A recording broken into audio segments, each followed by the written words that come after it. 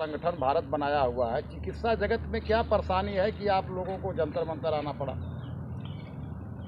जंतर मंतर आने का जो हमारा मेन जो कारण रहा है वो केंद्रीय स्वास्थ्य मंत्री जी की नीतियाँ हैं। केंद्रीय स्वास्थ्य मंत्री जी ने संविधान के विरुद्ध जाकर, या तो उनको संविधान की जानकारी नहीं है या फिर वो अनदेखी कर रहे हैं संविधान के विरुद्ध जाकर, और उन्होंने सरकारी जो नौकरियां हैं एम्स जैसे संस्थानों में, उनमें भेदभावपूर्ण 80-20 अनुपात का रेशो बनाया हुआ है मेल और फीमेल का, जबकि संविधान हमारा लिंग, जाति, धर्म के आधार पर कोई भेदभाव नहीं करता।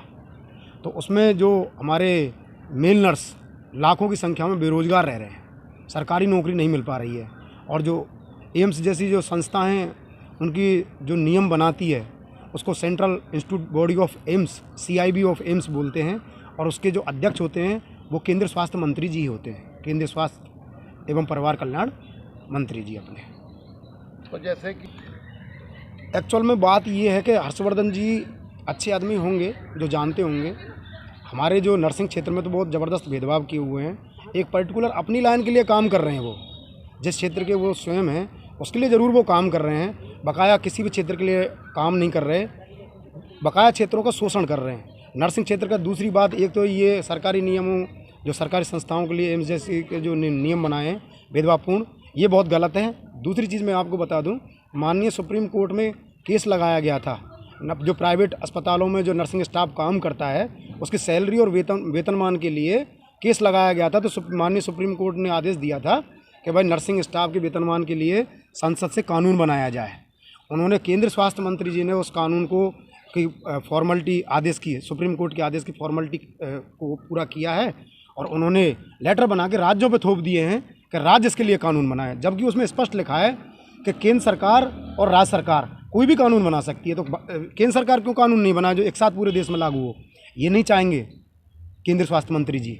शोषण करेंगे, भेदभाव करेंगे, इन कामों पे लिप्त हैं। नर्सिंग वालों के साथ तो टोटली भेदभाव और शोषण कर रहे हैं वो। तो सर, नर्सिंग छात्र संगठन की मांगे क्या है, जिस मांगों को लेकर आप जंतर मंतर? सबसे प्रमुख मांग तो यही है हमारी कि जो एम्स जैसी संस्थाओं के लिए भेदभावपूर्ण जो नियम बनाए हैं संविधान के विरुद्ध जाकर, तो हमारी मेन मांग यही है प्रधानमंत्री जी से कि ऐसे मंत्रियों पे थोड़ा सा इनके पे अंकुश रखें, लगाम रखें, जिससे क्या है कि ये कम से कम संविधान को जाने तो सही। जिनको संविधान की पता होगी तो ऐसे नियम नहीं बनाएंगे। तो संविधान को जाने और ये भेदभावपूर्ण नियम को तत्काल रूप से ख़त्म करें, नहीं तो ये सरकार को बहुत नुकसान पहुंचाएंगे मंत्री जी। तो 80-20 का नियम को तुरंत प्रभाव से हटाया जाए, जिससे कि लाखों जो मेल नर्स हैं उनका भविष्य बर्बाद ना हो, उनको भी सरकारी नौकरी मिल सके, एक मांग। दूसरी, माननीय सुप्रीम कोर्ट के निर्णय को आए हुए लगभग 3-4 साल हो गए। 3-4 साल में भारत सरकार ने उसके संसद से कानून नहीं बनाया है। संसद कानून बनाएगी तो पूरे देश में लागू होगा वो। एक एक राज्य क्यों कानून बनाए? संसद सबके लिए कानून बना रही है, तो वेतनमान और सुविधाओं के लिए जब आदेश है माननीय कोर्ट का, तो बनाना चाहिए इनको कानून। तो इसको तत्काल रूप से बनाए। 2 मांग हमारी। तीसरा, वो भ्रष्टाचार को भी बढ़ावा दे रहे हैं, तो भ्रष्टाचार को बढ़ावा ना दे देश में। नर्सिंग क्षेत्र में इतनी बार लिखा है कि भाई भ्रष्टाचार को रोकें, लेकिन वो रोकते नहीं हैं। चौथी, नर्सिंग स्टाफ को दवाई लिखने का अधिकार देना चाहिए। अनट्रेंड झोला छाप काम कर रहे हैं गाँव में, उनको वो कितनी मौतें हो रही हैं उनकी अनट्रेंड। किसी भी जगह पे चले जाओ, हर जगह मिलेगा झोला छाप। तो उन पर लगाम कसने की बजाय ये नर्सिंग स्टाफ को दें मान्यता का अधिकार दवाई लिखने का, तो कम से कम ट्रेंड लोग तो इलाज करें वहाँ पे। भले प्राथमिक उपचार का ही अधिकार दें, लेकिन देना चाहिए, जैसे झोला छापों से मुक्ति मिल सके, अनावश्यक मौतें ना हो देश में। ये हमारी प्रमुख मांगे हैं। कुछ और भी हैं इसमें। मिलिट्री नर्सिंग है, मिलिट्री नर्सिंग चलती है, उसमें मेल नर्स को लेते ही नहीं हैं। तो इस तरह से हमारी इसमें बहुत सारी मांगे हैं, तो इनको संज्ञान में लें। साल में बैठेंगे। वैसे कोरोना का बहाना लेके हमें कभी 12 लोगों को परमिशन दी जाती है, कभी 15 लोगों को परमिशन दी जाती है, कभी 20 लोगों को परमिशन दी जाती है। तैयारी तक नहीं कर पाते, कोई मतलब नहीं निकलता, और अब सीधे हम भूख हड़ताल में बैठेंगे अगर समाधान हमारा नहीं होता है। तो अगली कार्रवाई अगली कार्रवाई भूख हड़ताल है। तुरंत यहाँ से जाते ही भूख हड़ताल की तैयारी करेंगे।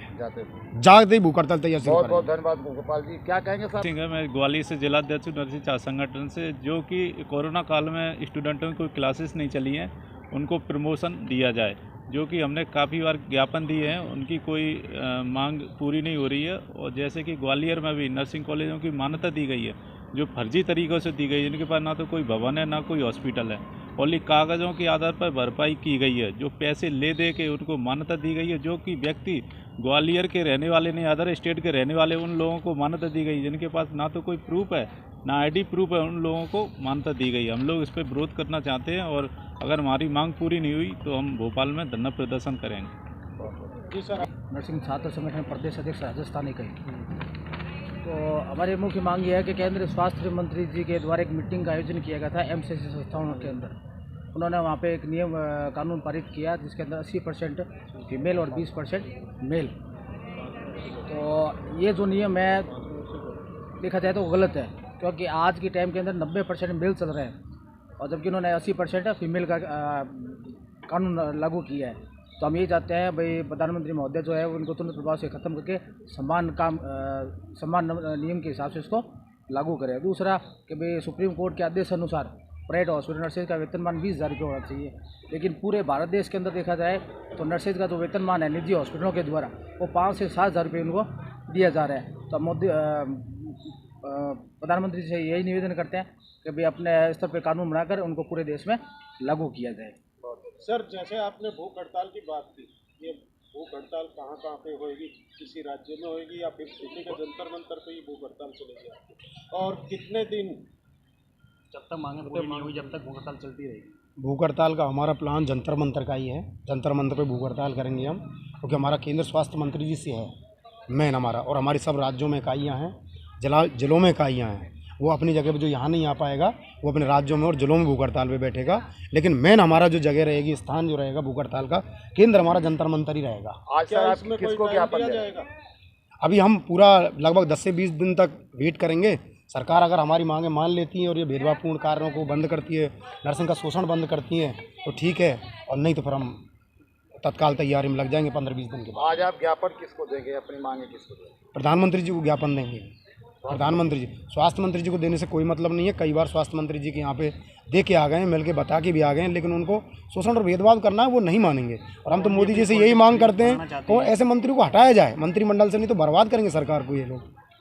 एक पर्टिकुलर क्षेत्र का बस लाभ करते हैं जो होते हैं, ये अपने जो स्वास्थ्य मंत्री जी पर्टिकुलर क्षेत्र का लाभ कर रहे हैं, बकाया सबको बर्बाद कर रहे हैं। मेडिकल के अन्य क्षेत्रों को बर्बाद कर रहे हैं और नर्सिंग में तो विशेष शोषण कर रहे हैं।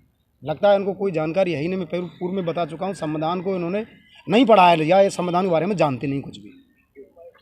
कोई देश विदेश में कहीं भी, दुनिया भर में कहीं भी कोई भी किसी भी तरह का भेदभाव नहीं है। हमारे भारत देश को छोड़ के सब जगह पे मेल और फीमेल को समान अवसर हैं, ये हमारे देश में, और ये अब बना है। पहले ये भी भेदभाव यहाँ भी नहीं था, लेकिन अब वो अपनी मनमानी कर रहे हैं केंद्र स्वास्थ्य मंत्री।